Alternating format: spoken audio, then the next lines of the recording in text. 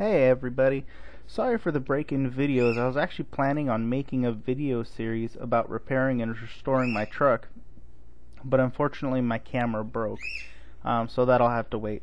I do take photos as I go.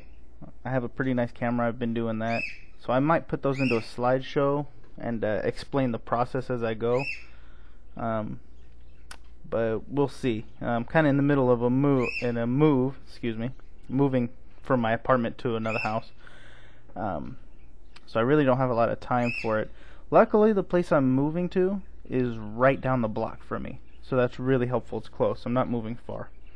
It's just a bigger place, and I'll have a driveway and a yard where I can work on my truck versus out on the street parked in front of my apartment complex where I could possibly get run over, among other things.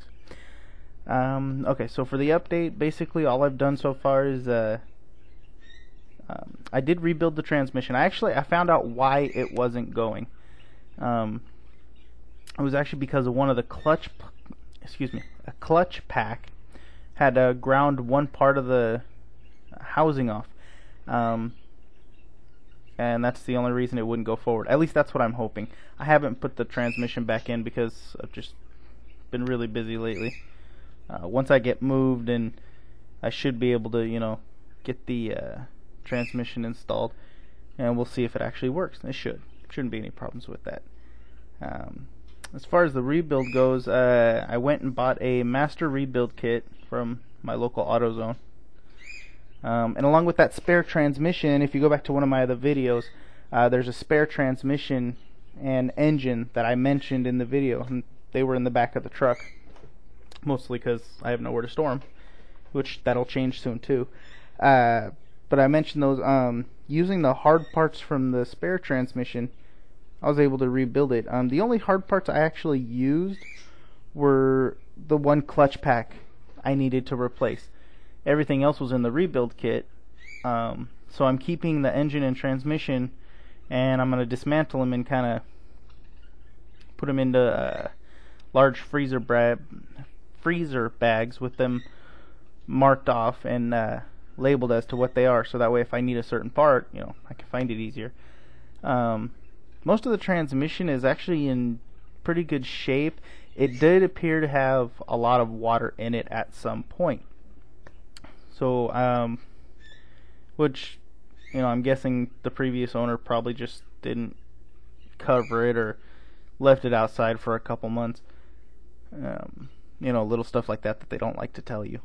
But that's probably what happened, because when I cracked it open, and this is just taking the transmission oil pan off, not even taking the case apart, just that oil pan off the bottom, and it looked like a strawberry milkshake came running down.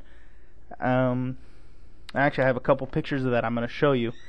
I have several pictures I'm actually going to show you here.